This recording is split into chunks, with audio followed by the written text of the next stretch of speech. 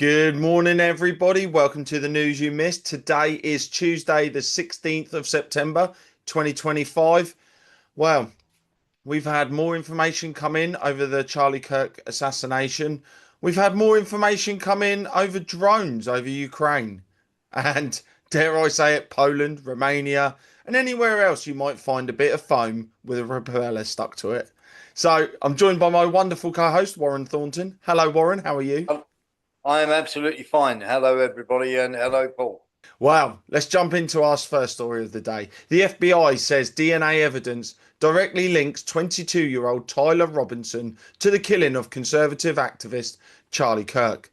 Director Kash Patel confirmed that DNA found on a towel wrapped around the rifle used in the attack matches Robinson's, along with DNA on a screwdriver recovered at the scene. Investigators also uncovered forensic evidence of a note Robinson allegedly wrote before the shooting, declaring his intent to target Kirk.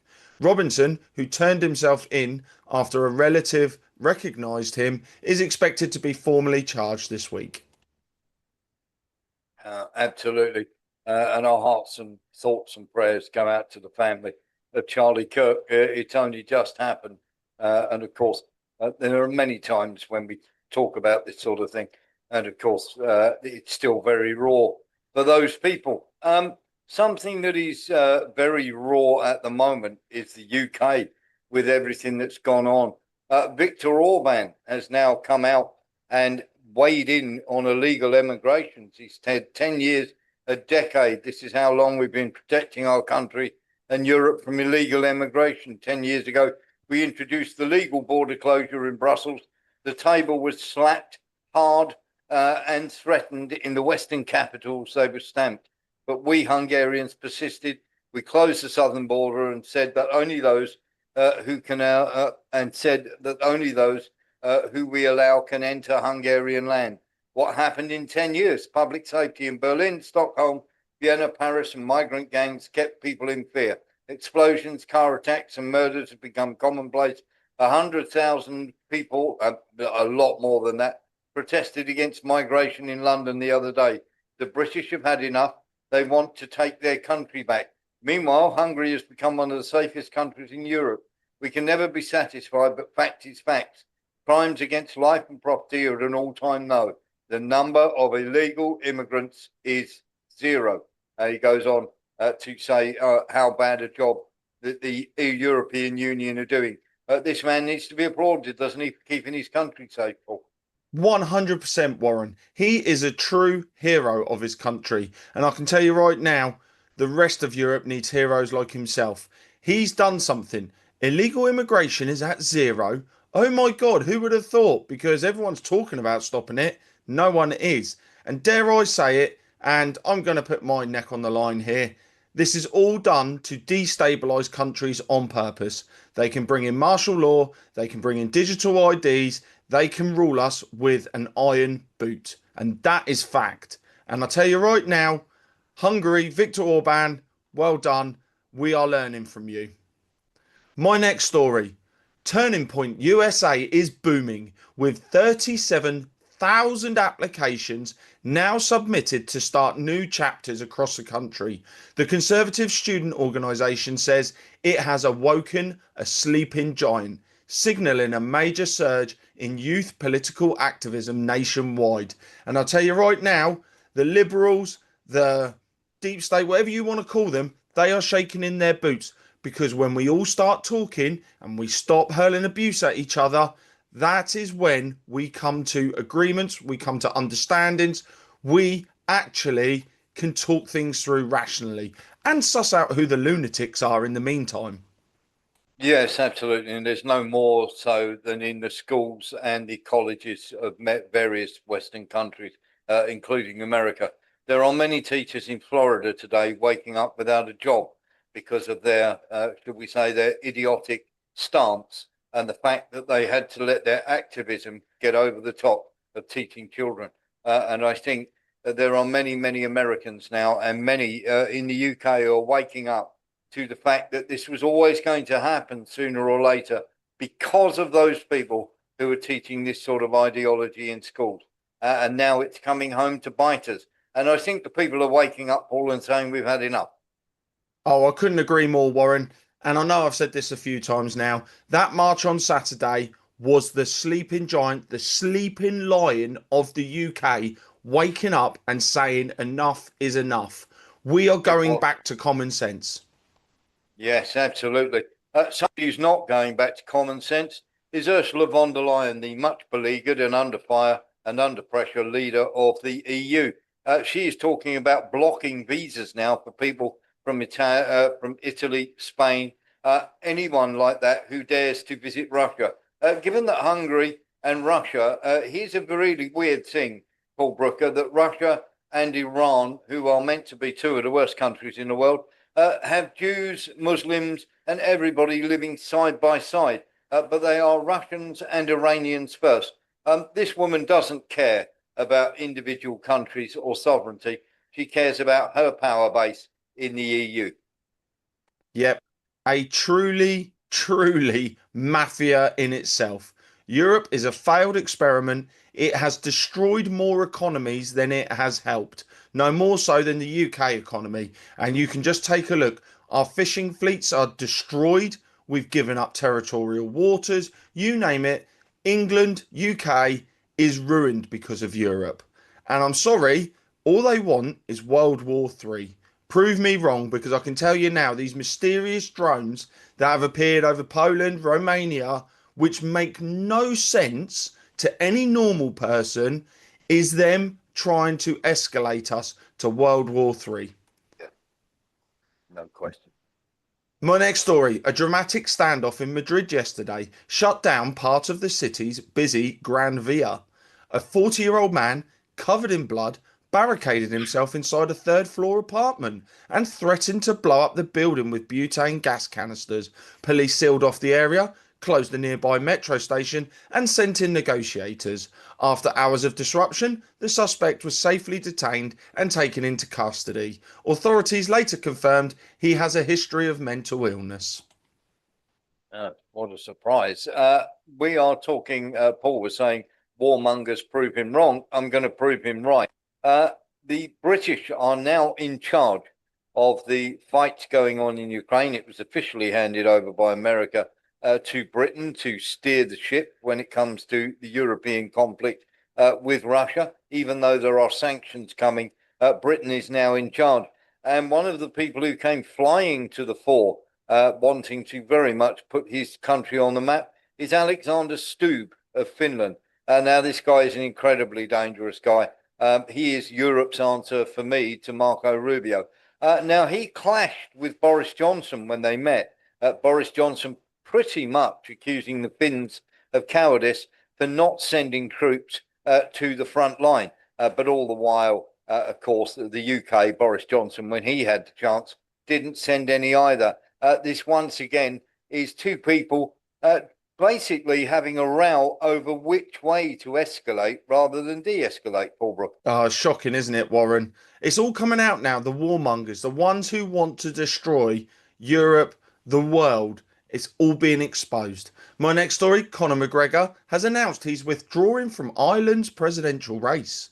In a statement on social media, the former MMA star said the decision came after careful reflection with his family.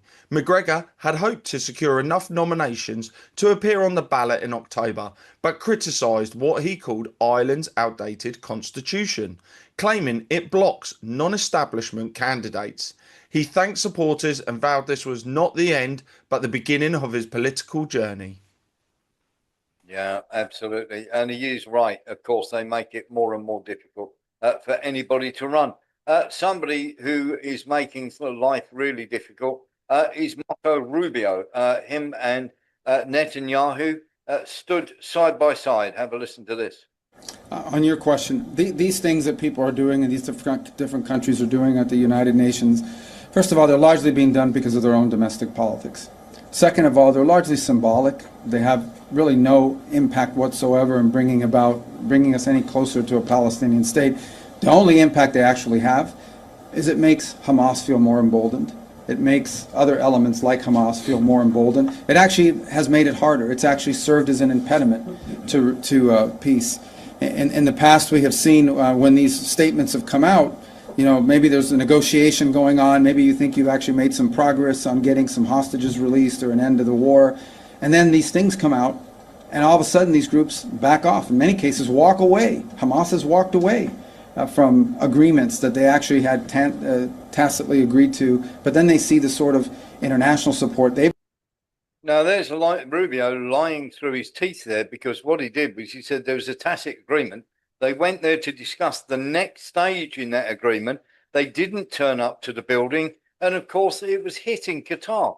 It is quite staggering. Marco Rubio is probably the most dangerous man out there. And I'm hoping that Trump might see that and get rid of him from his administration, as he has done with Keith Kellogg, who is now trying to cause more war in Ukraine. Well, we know Trump is good at exposing people in his own ranks. And, well, Rubio's definitely showing his colours. I'm going to throw in a bit of a wild story now. In Paris, a fried chicken giveaway turned into chaos over the weekend. Influencer Fares Salvatore promoted the opening of a new Krusty Sabadi restaurant, drawing nearly 3,000 people to Chalet Les Halles. What was meant to be a fun back-to-school event quickly spiraled out of control, with stampedes, fights and clashes with police. Riot officers used tear gas to disperse the crowds, and several arrests were made. The restaurant later apologised, saying the turnout far exceeded expectations. The numbers reported are 3,000 people turned up to a fried chicken giveaway. Sounds like every man and his dog wanted to be there by the sound of it. There is a problem that we have with the Venezuelans, because we are getting closer and closer to, shall we say, a war. Now, there's a bit of a problem here. Strikes by the US military will no doubt absolutely cripple Venezuela should they do. But they do have to be careful about a land, should we say, trying to land or overthrow the government. Literally the whole of Venezuela is being mobilized here. And they seem to be behind Maduro, but we will wonder if that will hold out once the bombs stop dropping. But America can't really put boots on the ground there. That will turn into another Vietnam if they do so, Paul. Well, let's wait and see. Hopefully, steadier minds will prevail. My last story of the day. The UK government has announced plans to build a national biosecurity centre in Harlow, Essex, aiming to bolster pandemic preparedness. With an investment of £1 billion, where they found that from, I don't know, the centre will consolidate research currently spread across UK health security agency sites and is expected to be operational by 2033. The facility will be Europe's largest of its kind, creating approximately 1,600 jobs and enhancing the UK's ability to respond swiftly to emerging health threats. Warren, this is screaming bad news all over it, and money laundering, but, well, who knows? Yes, it is, because they're looking for the next thing, haven't they? They've tried monkeypox, they've tried, you name it, they've tried 500,000 things to try and get the next pandemic going up. And you're absolutely right. It's got money laundering all over it and lockdowns all over it.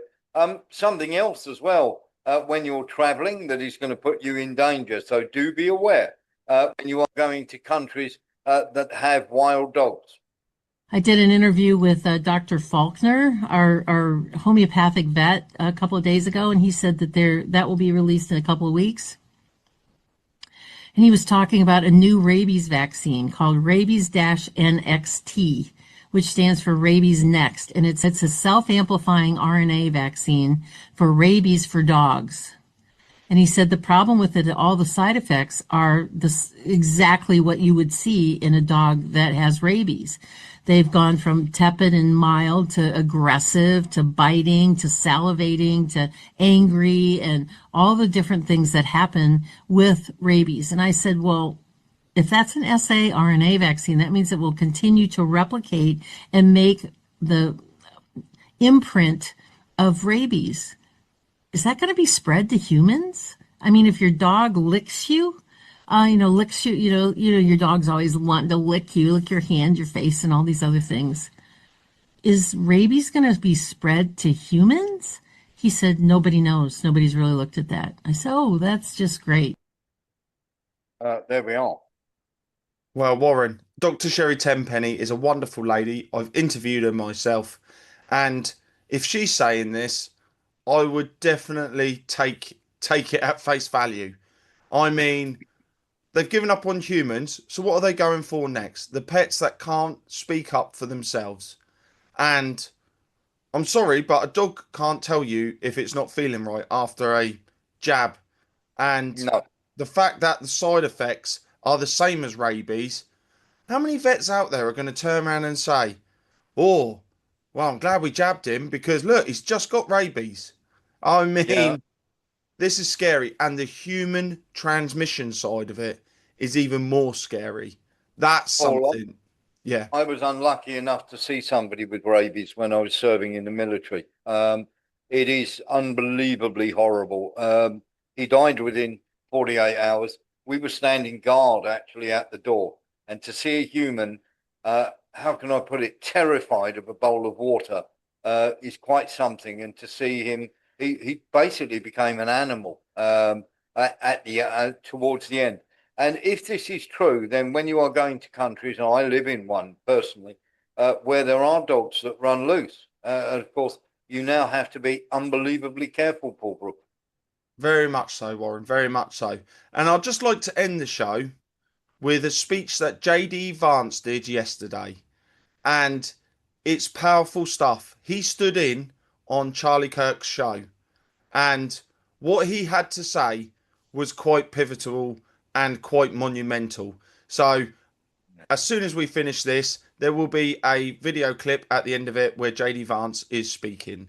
So all I can say is thank you all for joining us on this wonderful Tuesday where the world is waking up, the sleeping lions are waking up, and enough's enough. And for all of you out there who still have questions, head over to charlieward.com, sign up for the Insiders Club, join us live every Wednesday and Saturday, where you can ask the questions that you are too scared to ask on mainstream media because you'll get cancelled, and to hear the answers that are too hot for mainstream media. So all that's left for me to say is thank you all for watching. Take care, God bless, and see you all soon. Bye now. Bye-bye. There is no unity with people who scream at children over their parents' politics. There is no unity with someone who lies about what Charlie Kirk said in order to excuse his murder. There is no unity with someone who harasses an innocent family the day after the father of that family lost a dear friend. There is no unity with the people who celebrate Charlie Kirk's assassination. And there is no unity with the people who fund these articles, who pay the salaries of these terrorist sympathizers, who argue that Charlie Kirk, a loving husband and father, deserved a shot to the neck because he spoke words with which they disagree. Did you know that the George Soros Open Society Foundation and the Ford Foundation, the groups who funded that disgusting article justifying Charlie's death, do you know they benefit from generous tax treatment? They are literally subsidized by you and me, the American taxpayer. And how do they reward us? By setting fire to the house built by the American family over 250 years. I am desperate for our country to be united in condemnation of the actions and the ideas that killed my friend. I want it so badly that I will tell you a difficult truth. We can only have it with people who acknowledge that political violence is unacceptable, and when we work to dismantle the institutions that promote violence and terrorism in our own country.